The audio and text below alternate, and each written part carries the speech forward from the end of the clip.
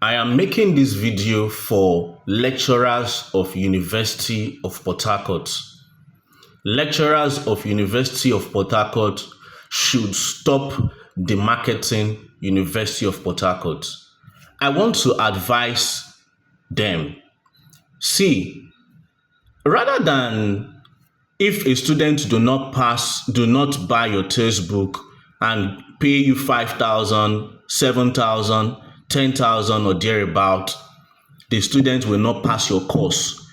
If it is like that, whereby no matter what a student writes, even if the student writes, no matter what he or she wants to write, and thus refuses to pay for your textbook, the student will still fail. This is happening from first year to final year. Then, no need now. When a student gets admission, Uniport should create a center where a student will come. They'll say, okay, this is the amount you pay for all the textbooks in your year 1, year 2 to final year. Then they'll do the calculation. Then the student will transfer the money.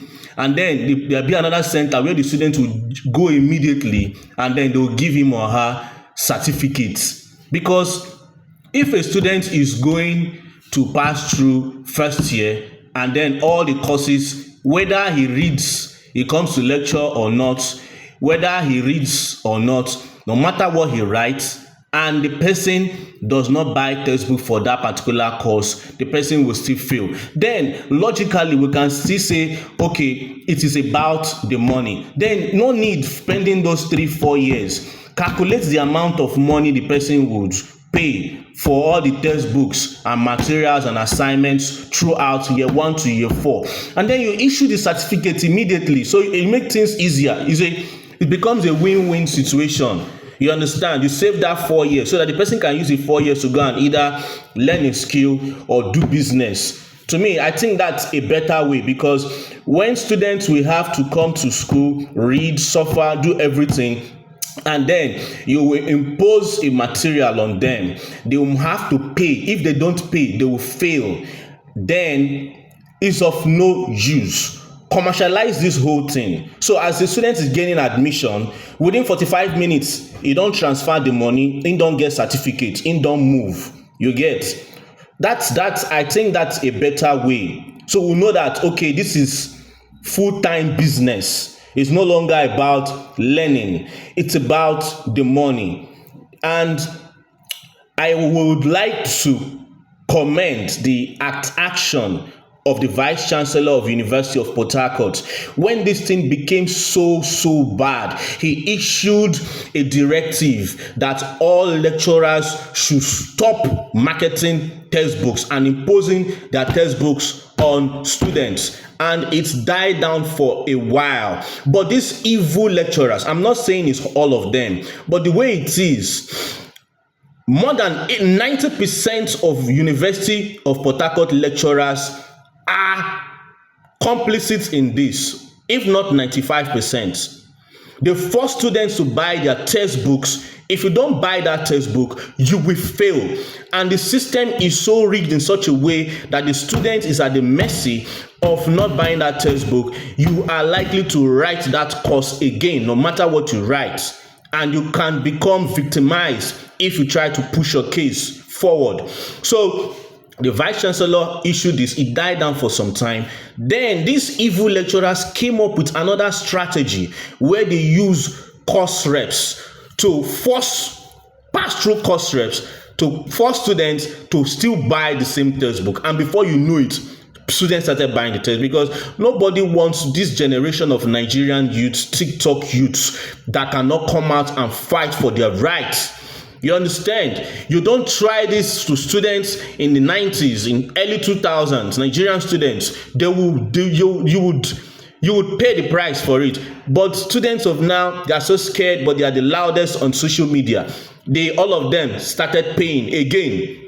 And now many of them are crying. I know of a a lot of these students, especially girls, they do a lot of things they're not supposed to do so that they can survive on campus, so that these extortionists will not victimize them.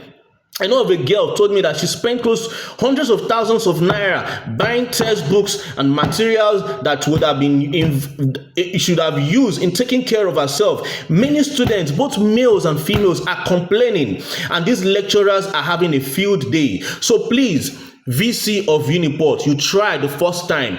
We need you to do something about this. These lecturers, most of them are charlatans, and all of them are below average. They don't know what they are. A lot of them stopped reading a long time ago, and yet they are victimizing students, mediocres, trying to force people to buy textbooks before they can pass what they don't even know how to teach, or they don't know what they are teaching.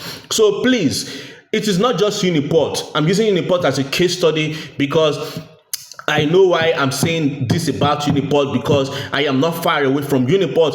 I have spoken to many students, and then this is happening both online, offline. A lot of them are complaining nobody can come out like this and speak. This is also happening in many federal universities across Nigeria. My advice is this, and I saw a day for Nigeria now. Even people can buy elections now in Nigeria, so we can still make it that way. Instead of 4, 5 years, 3 years, when a student gains admission in your university, calculate all the money the person will pay. Since the person have to buy textbook, calculate all the money. All the federal universities, state universities, people should study so that it will be easy. The student, within 1 hour, you get your certificate, BSc, BNG, you go. And then if you're Aba or Onitsha or Lagos, you go and start business or skill instead of wasting people's time. You understand? So you people should stop this. Stop this, or if you don't want to stop it, monetize tertiary education in Nigeria. Monetize it so that we'll know that this is all about business and money making. Thank you.